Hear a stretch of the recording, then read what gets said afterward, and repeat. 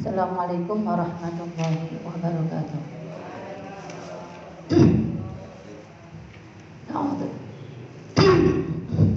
A'udzu billahi minasyaitonir rajim. Bismillahirrahmanirrahim. Alhamdulillahilladzi hadana li hadza wa ma kunna linahtadiya laula an hadanallah. Allahumma shalli wa sallim ala Muhammad wa ala ali Muhammad kama shallaita ala Ibrahim wa ala ali Ibrahim. Rabbi syrah li sadri wa yassir li amri wahlul 'uqdatam min lisani yafqahu qawli. Amma ba'du. Bapak-bapak, ibu-ibu yang dirahmati oleh Allah, alhamdulillah di pagi hari ini saya bisa berjumpa kembali pada panjenengan semuanya di kajian Ahad pagi. Sehat semuanya Bapak Ibu? Alhamdulillah. Alhamdulillah kita masih diberikan nikmat sehat, nikmat kesempatan, nikmat iman kepada Allah Subhanahu wa taala. Karena di antara saudara kita mungkin yang sebulan yang lalu masih bersama kita, hari ini sudah tidak bersama kita lagi ya Bu, karena sudah kembali ke hadirat Allah Subhanahu wa taala. Jadi waktu yang Allah berikan ini luar biasa. Kita gunakan waktu yang Allah berikan ini untuk mengkaji ayat-ayat Allah supaya menjadi penerang bagi kehidupan kita di dunia dan akan sangat bermanfaat nanti di akhirat. Amin ya rabbal alamin.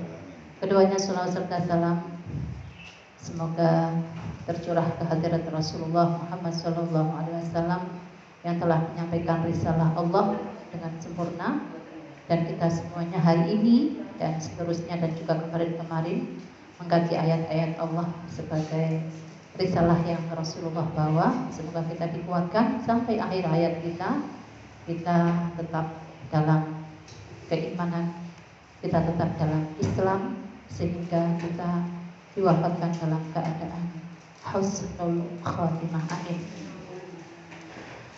Untuk kajian pagi hari ini saya ambil judul zakat, infak, sedekah wajibkah gitu ya, atau sedekah atau zakat. Dalam Al-Quran itu Allah menyebutkan istilah zakat dengan sedekah, tapi para ulama mengartikan dengan dengan zakat ya. Jadi kita manusia, makhluk sosial yang diciptakan oleh Allah, itu di selain hubungan dengan Allah baik, tapi juga hubungan dengan manusia juga harus baik. Hablum minallah, hablum minan nas, dan juga jangan lupa hablum minal alam, yaitu hubungan dengan alam sekitar. Dan kalau kita mengkaji ayat-ayat Allah Bapak Ibu, tujuan kita diciptakannya Allah itu adalah kita menjadi khalifah di muka bumi. Khalifah itu pemimpin. Pemimpin itu, dan kita masing-masing manusia mempunyai kelebihan masing-masing dan mempunyai kelemahan masing-masing. Untuk bisa bersosialisasi dengan masyarakat banyak, kita akhirnya nantinya akan saling melengkapi ya, akan saling membantu, karena kita mempunyai kelebihan dan juga mempunyai kekurangan. Dalam hal ini Allah di berbagai ayat, antara yang di surat 2 ayat 43, surat 2 ayat 83 dan juga 2 ayat 110, dan di banyak surat lainnya Allah memerintahkan aqimus shalah wa atuz zakah. Pasti itu selalu diikuti gitu. Kalian dirikanlah sholat dan tunaikanlah zakat. Makanya kalau sholatnya manusia dan kita sebagai umat Islam insya Allah sudah memenuhinya. Cuma untuk masalah sedekah atau zakat atau dan juga infak, itu yang saya melihatnya di dalam masyarakat itu kurang begitu diperhatikan begitu. Maka di pagi hari ini saya ingin mengkaji ayat-ayat Allah.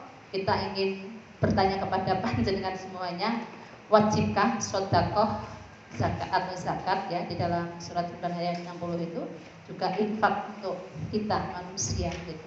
Kita nanti akan melihat ayat-ayatnya dan saya tulis dulu ya judulnya ya.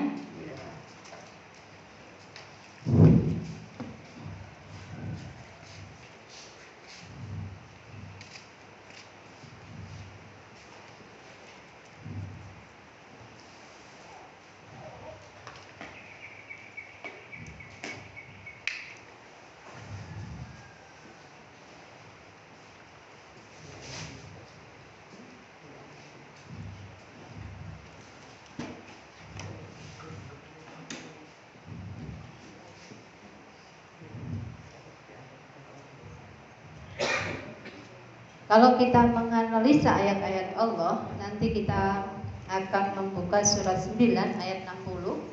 Ini tentang sedekah ataupun zakat. Kalau di dalam 9 ayat 60 itu disebutkannya sedekah, tapi para mufasir mengartikannya dengan zakat. Kita lihat 960 ya.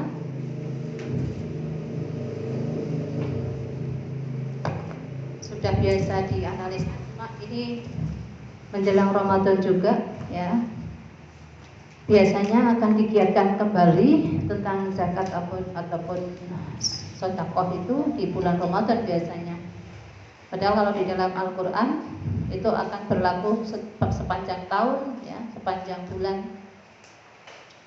Karena usaha manusia itu kan ada yang dimulai bulan Sya'ban, ada yang dimulai bulan Ramadan, ada yang dimulai bulan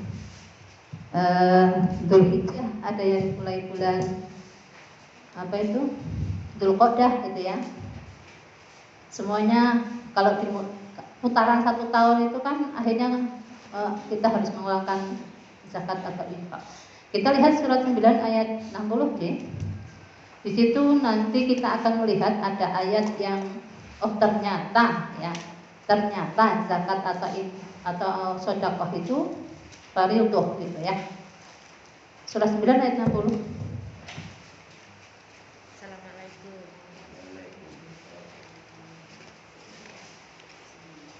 Sudah?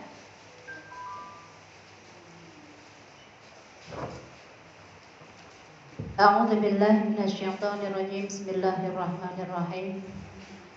Innamas shadaqatu lil fuqara'i wal masakini wal 'amilina 'alaiha wal mu'allafati qulubuhum wa fir riqabi wal gharimina wa fi sabilillahi wa ibnis sabil fariidatan minallah wallahu 'alimun hakim.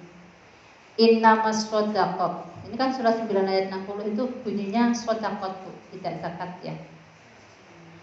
Tapi diartikan oleh para mufasir dengan sepakatannya itu diartikan dengan zakat. Itu untuk sedekah atau zakat ini itu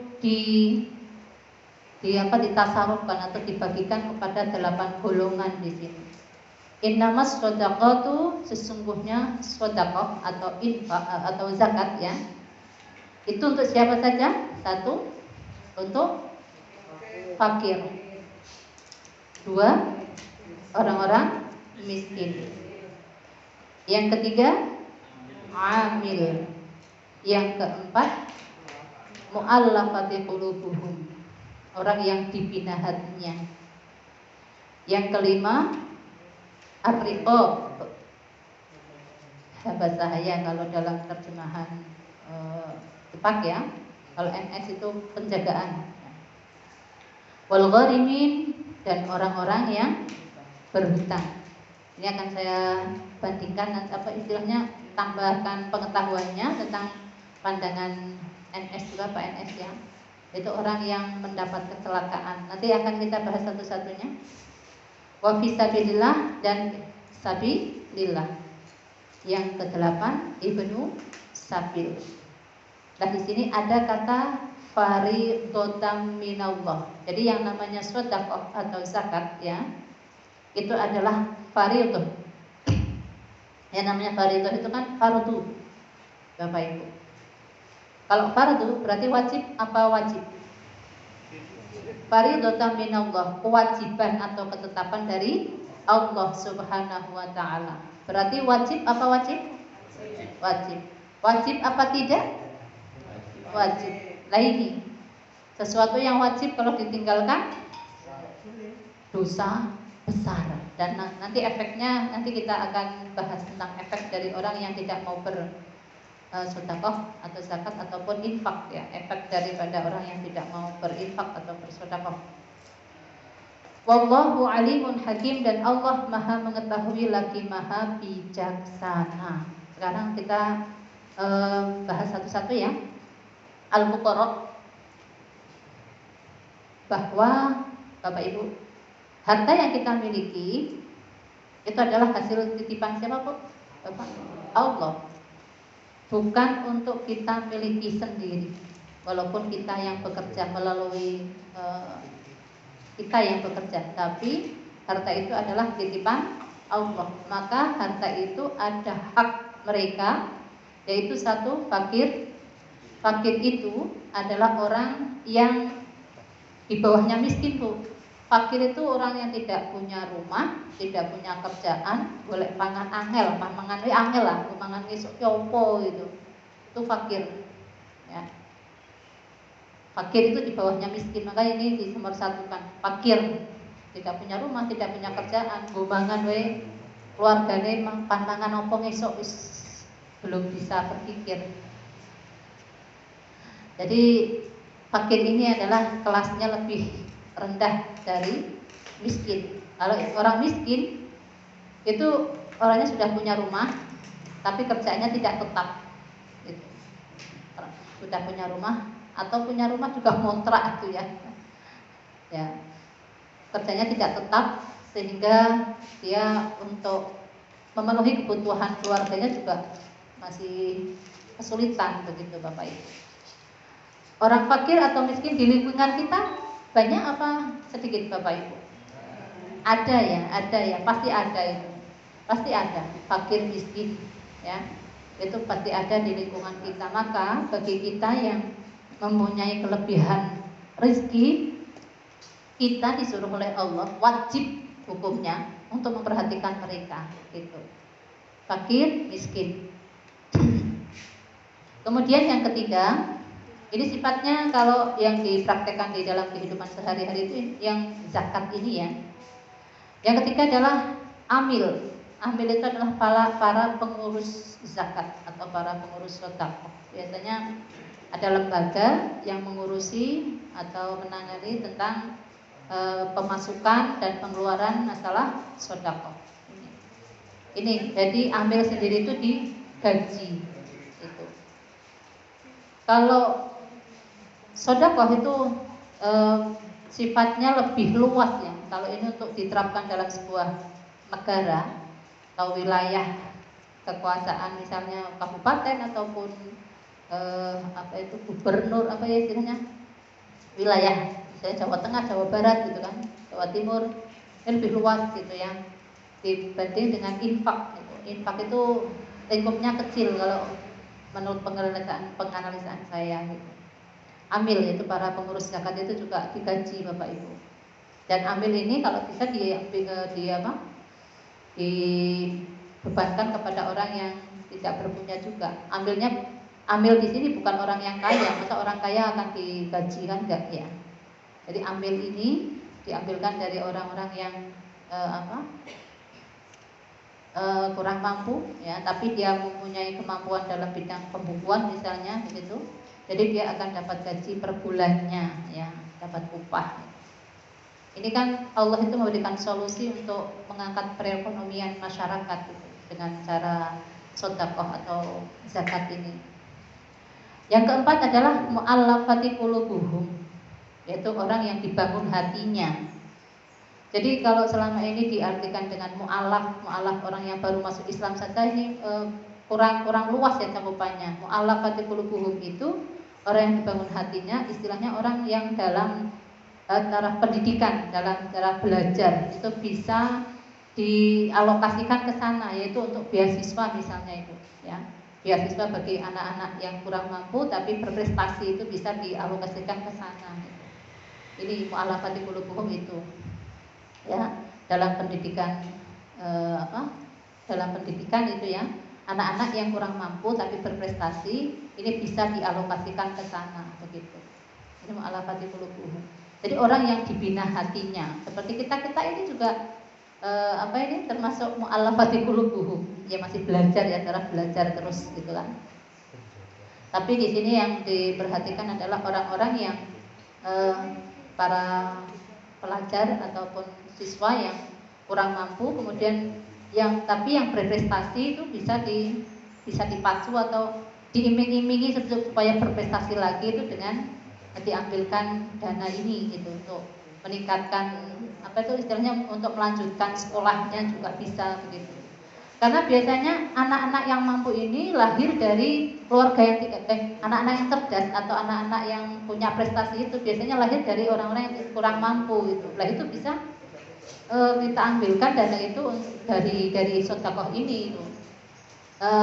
Alhamdulillah saya juga sudah mempraktekkan itu ya beberapa tahun. Jadi anak-anak yang kurang mampu itu termasuk yatim juga itu kita biayai paling tidak SPP-nya, karena kita mengelola ibu-ibu yang ya seadanya begitu ya. Jadi per bulan kita kasih untuk SPP ya. Kalau yang satu gang di gang saya itu sampai untuk membayar seragam juga, untuk membayar uang tes, uang ujian kita biayai gitu. Tapi karena dananya terbatas, hanya yang satu gang saja, yang lain hanya uang SPP aja gitu. Itu Bapak Ibu. Jadi kita ini hidup di dalam masyarakat, kita harus melihat orang lain. Kalau kita ini bagian dari masyarakat yang harus memperhatikan kehidupan orang lain yang di bawah kita, Bapak Ibu. Kita mungkin hidupnya cukupan gitu, tapi ada orang yang lebih lagi berkekurangan dalam bidang harta gitu. Maka kita di sini hati kita gugah gitu. Maka Bapak Ibu yang sudah ngaji puluhan tahun ya, itu sudah saatnya untuk praktek di masing-masing RT-nya, di masing-masing tempat tinggalnya, untuk memperhatikan pasti di lingkungan kita ada fakir, ada miskin yang membutuhkan uluran tangan kita, Bapak Ibu. Jadi nanti panjenengan kalau sudah terjun, nanti panjenengan akan ditunjukkan siapa-siapa yang orang-orang yang perlu dibantu. Itu ketok kabeh nantinya gitu. Itu tapi dengan waktu yang bertahap gitu.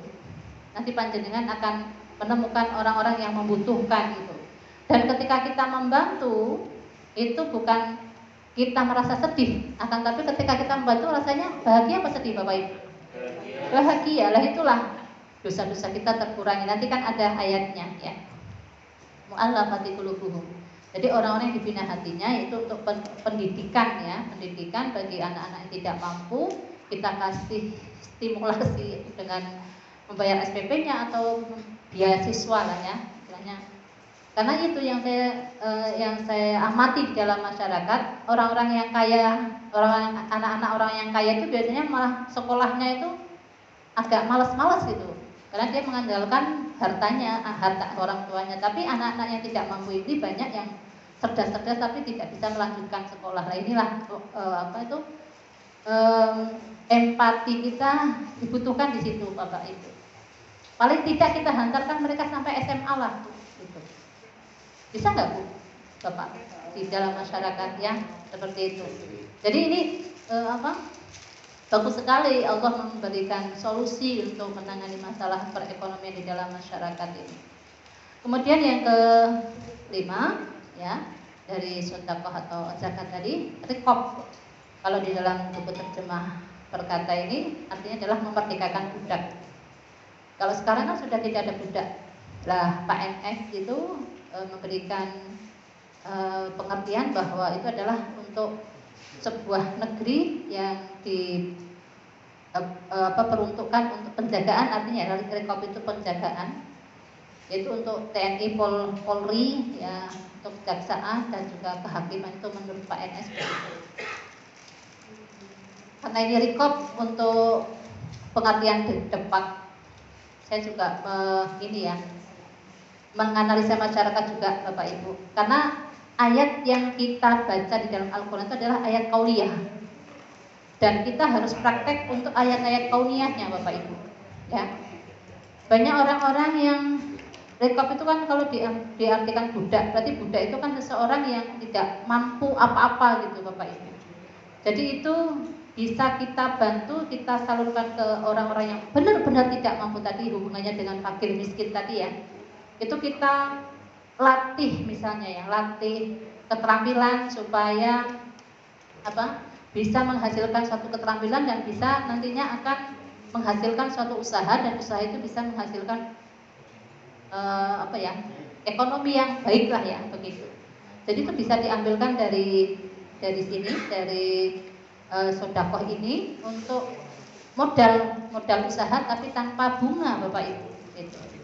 Insya Allah di kajian ini sudah ya Bu Ame ya, sudah jalan ya untuk yang simpan pinjam yang tidak berbunga itu. Iya, bagus sekali itu.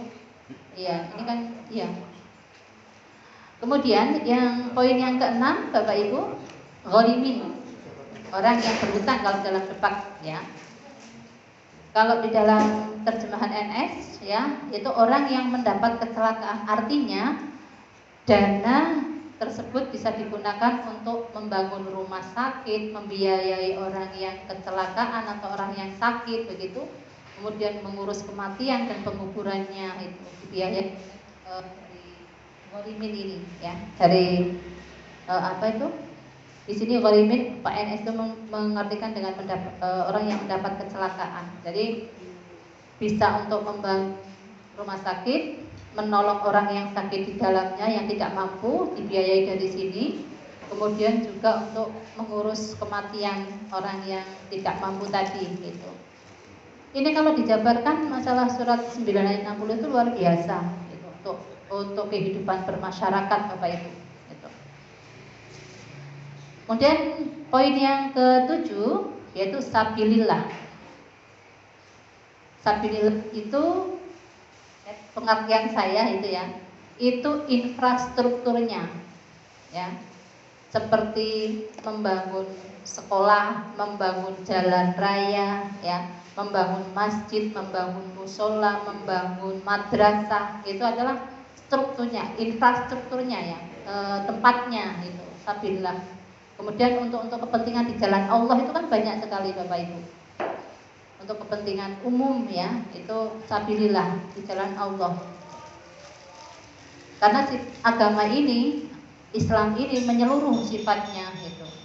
Bukan hanya untuk sempat peribadatan saja ya, tapi untuk menyeluruh. Sabilillah itu karena bumi ini adalah milik Allah, ya sabilillah itu segala sesuatu yang diperuntukkan untuk jalan Allah itulah sabilillah ya, infrastrukturnya lah ya.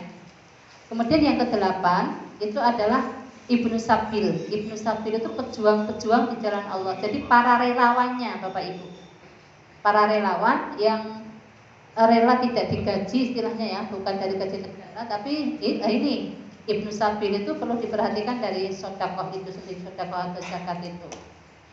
Jadi Ibnu Sabil itu adalah pejuang-pejuang di jalan Allah, seperti guru ngaji, guru honorer, baik pagi ataupun sore diniyah itu ya.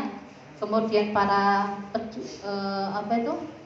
relawan-relawan yang mempertaruhkan nyawanya misalnya untuk menolong menolong para, sekarang kan banyak bencana Bapak Ibu. Itu adalah relawan-relawan yang bisa digaji atau diupah dengan mengambil sedekah ataupun zakat ini gitu. Ini kan kalau kita terapkan dalam kehidupan sehari-hari itu kan semuanya akan tercakup Bapak Ibu. Kalau kita yang mampu ini di dalam perputaran setahun sekali mengeluarkan zakat. Biasanya zakat-zakat yang dikeluarkan itu para ulama bersepakat itu akan diambil dari 2,5% dari harta yang ada. Itu bagi yang berdagang ya, ataupun orang yang bergaji tiap bulan itu. Bergaji tiap bulan, mungkin pegawai negeri ya, bisa guru, bisa pegawai yang lain, itu bisa diambil bulannya 2,5%. Nanti kalau ada yang ada ambil yang mengambil itu dikasihkan ambil itu. Ini yang sifatnya tahunan kalau saya mengartikan seperti itu. Yang sedekah ataupun zakat. Bapak Ibu yang dirahmati oleh Allah, tadi dari 8 asnaf yang sudah kita bahas, itu ayat lanjutannya ya, ayat lanjutannya dari ayat 60 tadi adalah fardhatan minallah. Itu adalah kewajiban atau ketetapan dari Allah. Jadi ini kewajiban bagi kita semuanya gitu. Dan ini wajib untuk kita ketahui sebagai orang yang mengaku muslim atau orang yang mengaku beriman ya. Jadi harus melaksanakan ayat ini, bukan karena perintah aqimus shalah wa atuz zakah selalu berjajar gitu. Selalu berjajar perintah itu gitu. Jadi kalau kalian dirikanlah sholat dan kemudian kalian tunaikanlah zakat itu. Wallahu alimun hakim, dan Allah Maha mengetahui lagi Maha bijaksana. Jadi fardhu. Jadi yang namanya zakat sendiri itu adalah zakat ataupun sedekah wajib apa wajib? Untuk siapa? Untuk siapa? Untuk kita semuanya. Tidak pandang bulu, ya, tidak pandang bulu, ya, ya. Yang mampu, ya, yang mampu, ya. Karena nanti kewajiban berinfak bersedekah itu untuk semuanya. Nanti akan kita baca ayatnya. Dari yang sudah kita pelajari, kita masukkan ke dalam hati, Bapak Ibu, masukkan ke dalam otak kecil supaya itu adalah menjadi akhlak bagi kita. Kalau kita punya harta, jangan eman-eman ya untuk kita mengeluarkan harta kita kepada untuk apa? Berjuang, kita bagikan kepada, kalau yang ini adalah untuk 8 asnaf, nanti kita akan bahas tentang infak, itu adalah untuk 5 golongan ya. Saya lanjutkan, wallahu alimul hakim, dan Allah Maha mengetahui lagi Maha bijaksana. Sekarang yang infak Bapak Ibu ya. Infak sendiri itu juga kalau menurut panjenengan wajib apa wajib? Ayatnya mana yang menunjukkan infak itu wajib? Tahu enggak? Coba buka ya, surat 63 ayat 10. Kita akan tahu wajib atau tidak, kita melihat ayatnya. Infak ya, tadi udah sedekah ya. Ini sedekah atau zakat. Yang ini infak. Surat 63 itu surat Al-Munafiqun. Ayatnya hanya 11 ya. Kita bahas ayat yang ke-10. 63 ayat 10.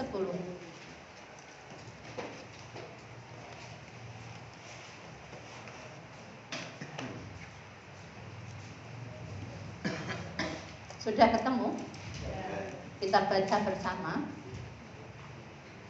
A'udzubillahi minasyaitonirrajim. Bismillahirrahmanirrahim. Baca bersama ya Bapak Ibu. Wa anfiqu mimma razaqnakum min qabli ayyatiya ahadakumul mautu fayaqula rabbi laula akhartani ila ajalin qarib fa aswaddaqa wa akum minas sholihin. Kita artikan wa anfiqu. Ini adalah fi'il amar, kata kerja perintah, yang mana perintah itu datangnya dari siapa? Dari Allah. Wa anfiqu, dan kalian infakkanlah. Perintah ini datangnya dari siapa? Kalau datangnya dari Allah, berarti wajib apa tidak? Wajib. Wa anfiqu, dan kalian infakkanlah mimma rozaqnakum, dari sebagian apa yang kami rizkikan pada kalian. Sebagian Bu, Bapak, boten sedoyo. Boten omahe terus bondone kabeh infake kabeh boten. Tapi sebagian mimma rozaqnakum, dari sebagian yang kami rizkikan pada kalian. Kami di sini siapa? Kami Allah. Jadi sebagian yang kami rizkikan pada kalian, dan kalian infakkanlah dari sebagian apa yang kami rizkikan pada kalian, kata Allah, supaya tidak menyesal ketika kita masih hidup, masih sehat, masih punya harta, walaupun harta kita tidak banyak, tapi oleh Allah disuruh berinfak sebagian dari apa yang kami rizkikan pada kalian. Min qabli, sebelum ayat dia bahwa akan datang. Ini kan fi'il mudhari Bapak Ibu. Mudhari itu sedang atau akan terjadi. Sebelum bahwa akan datang ahadakumu, pada salah seorang kalian. Apa yang akan datang pada kita semuanya? Al-mautu. Apa?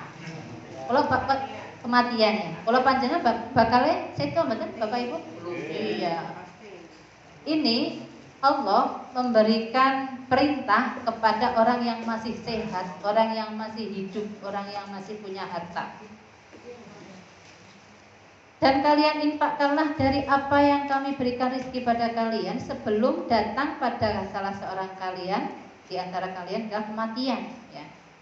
Sehingga orang itu berkata setelah datang kematian, dia baru berkata, fayaqula, maka dia akan berkata, Rabbi laula akhartani ila ajalin qarib, gitu kan. Rabbi laula akhartani, Tuhanku, mengapa tidak engkau akhirkan aku atau tangguhkan aku ila ajalin qarib, sampai waktu yang dekat. Kayak cara Jawa itu, ya Allah ketika datang ajal gitu kan. Datang ajal, kemudian ya Allah, kosek ya Allah, tunda sebentar saja. Yang akan dikatakan yang akan dilakukan dia apa? Fa aswaddaqo wa akum minas sholihin, katanya gitu. Dan aku akan bersedekah dan aku termasuk orang-orang yang berbuat baik. Aku termasuk orang-orang yang soleh. Coba betapa pahala atau ganjaran besar yang menanti yang digambarkan oleh Allah ini, ya. Sehingga orang yang akan mati itu ingatnya bukan, ya Allah tundalah kematianku supaya aku akan haji atau umroh atau akan yang lain, akan tapi yang digambarkan oleh Allah di sini, dia itu orang yang ketika di dunianya disuruh berinfak atau bersedekah itu pelit mungkin ya, ini ya. Maka dia minta tangguh waktu untuk jangan diambil nyawanya dulu supaya tidak mati duluan, ya. Ya Allah, posek ya Allah, sedelok wae aku diberikan kesempatan untuk apa? Fa aswaddaqo, supaya aku bersedekah. Coba Bapak Ibu bayangkan betapa pahala sedekah ataupun pahala infak, ya, zakat itu sangat besar sekali. Dan juga di sini diikuti minas sholihin, wa aku minas sholihin, dan aku termasuk orang-orang yang soleh. Aku akan orangnya berbuat baik gitu. Seandainya ada waktu lagi, ya Allah, aku ingin bersedekah sebanyak-banyaknya, kan begitu gitu. Jadi ini ayat ini itu berarti bahwa zakat atau sedekah di dalam surah 9 ayat 60 itu, kemudian infak itu adalah wajib bagi kita semuanya, gitu. Wajib bagi kita semuanya untuk melaksanakannya, karena ternyata pahalanya itu akan sangat besar sekali. Nanti akan saya paparkan tentang manfaat infak ataupun sedekah bagi kita semuanya, ya. Jadi infak ataupun sedekah, kalimat wa amfiku, dan kalian infakkanlah. Kalian itu siapa saja Bapak Ibu? Semuanya, ya. Tidak peduli itu ustadz, ustazah, kiai, atau pegawai, ataupun buruh, ya, istilahnya. Semuanya akan kena dengan ayat ini, akan kena perintah dengan ayat ini, begitu. Karena manfaatnya sedekah, infak ataupun zakat itu manfaatnya bukan untuk orang lain, tapi untuk siapa? Untuk diri sendiri, mumpung masih hidup gitu. Ini kan Allah itu memerintahkan mumpung masih hidup, gunakanlah hartamu untuk berjuang, berinfak, bersedekah, ya, kepada orang yang membutuhkan. Begitu, ya. Jadi intinya infak, sedekah atau zakat itu wajib apa wajib? Ya, wajib. Kalau tidak dilaksanakan berarti dosa. Dosanya kecil atau besar? Besar sekali, ya. Besar terus sekali. Karena ternyata orang-orang yang tidak mau bersedekah atau berzakat juga berinfak itu nanti akan terkena ayat juga. Nanti akan kita bahas ayatnya ya. Kemudian kalau tadi kita membahas tentang 960 itu untuk 8 golongan ya. Sekarang tentang infak. Infak itu untuk berapa golongan? Ada yang tahu? Buka surat 2 ayat 215. Ini.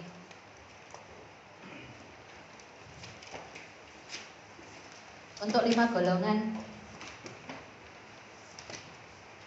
Dulu pernah saya sampaikan 215 kanan bawah ya. Halaman 33 kalau di saya. Infak.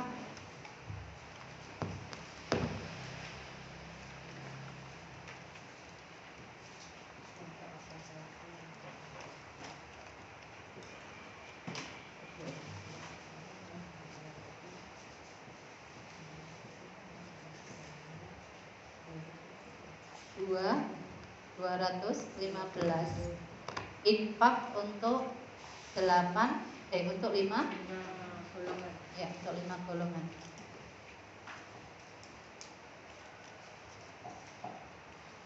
Satu untuk kedua orang tua.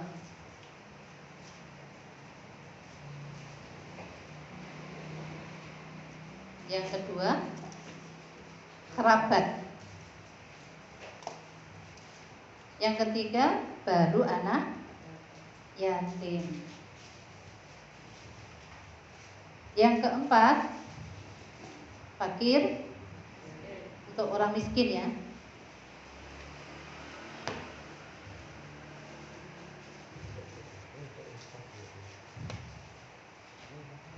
Dan masakin, orang-orang miskin. 5 ibnu sabil. Seperti tadi di poin yang terakhir di surat 90 itu ya juga ibnu sabil juga. Kita akan bahas satu-satu ya. Ayatnya saya baca. A'udzubillahi minasyaitonirrajim. Bismillahirrahmanirrahim. Yas'alunaka madza yunfiqun. Qul ma anfaqtum min khairin falil walidaini wal aqrabina wal yatama wal masakini wa ibnis sabil wa ma taf'alu min khairin fa innallaha bihi alim. Jangan salah. Fa innallaha bihi alim, pakai ain ya. Kalau alim artinya beda. Fa innallaha bihi alim. Kalau alim artinya siksaannya biasanya adzabun alimun gitu ya. Kalau ini fa innallaha bihi alim, maha mengetahui. Yas'alunaka, mereka bertanya padamu. Saat itu Rasulullah ditanya untuk siapa saja wahai Rasul infak itu ya. Yas'alunaka madza yunfiqun. Mereka bertanya pada Muhammad, madza yunfiqun, apa yang mereka infakkan dan untuk siapa gitu kan. Qul ma anfaqtum min khair. Katakanlah Muhammad, ma anfaqtum, apa yang kalian infakkan min khairin, dari kebaikan. Jadi semua kebaikan itu adalah berupa infak, ya namanya infak, baik harta, ilmu, tenaga ya, sesuai dengan kemampuannya masing-masing. Satu, untuk siapa? Infak itu falil walidaini, kedua orang tua. Yang kedua wal aqrabin, dan untuk kerabat. Nanti kita bahas satu-satu. Wal yatama, dan untuk anak-anak yatim. Yang keempat baru wal masakin, untuk orang-orang miskin. Yang kelima wa ibnis sabil, ibnu sabil. Ibnu sabil tadi orangnya ya, orang para relawan ya. Wa ma taf'alu min khairin fa innallaha bihi alim. Wa ma taf'alu, dan apa yang kalian kerjakan min khairin, dari kebaikan, fa innallaha bihi alim, maka sesungguhnya Allah dengannya maha mengetahui. Jadi di sini mengapa infak itu setelah keluarga ya Bapak Ibu, setelah keluarga inti yang diwajibkan pertama kali adalah untuk kedua orang tua. Di mana nanti perintah ini sesuai dengan ayat-ayat Allah tentang perintah berbakti untuk kedua orang tua. Di surat apa saja? Masih ingat? Perintah berbakti untuk orang tua? 436 151 17 23 sampai 24 31 14 sampai 15 46 15 sampai 16. Perintahnya banyak sekali ini, perintah berbakti terhadap kedua orang tua. Oh ya, 29 ayat 8 ya. 29 ayat 8. Terima kasih mengingatkan. Ya, 29 ayat 8. 4, 3, 6, 6, 1, 5, 1, 17, 23, 24, 29 jadi di sini ya. 29 ayat 8, kemudian surat 31 Luqman ayat 14 sampai 15 dan juga 46 ayat 15 dan 16. Mengapa di sini infak itu diperuntukkan untuk kedua orang tua dulu ya, sebelum keluar. Setelah keluarga inti baru memperhatikan kedua orang tua. Kenapa? Karena di saat orang tua kita sudah sepuh, sudah tidak aktif lagi dalam pekerjaan ya, maka anak-anaknya inilah yang harus memperhatikan kedua orang tua. Itu ibaratnya biyen wong tua ngopeni anak 10 mampu. Sekarang anak yang 10 itu mampu enggak memperhatikan orang tua, merawat orang tua yang sudah sepuh. Itu biasanya kidi-kidian. Nggih mboten? Kidi-kidian atas nggih wong Semarang. Iya. Napa nggih? Ya, kidi-kidian apa wae sing ngurmati mak. Sampai wae sing ngurmati bapak, intinya seperti itu. Kidi-kidian.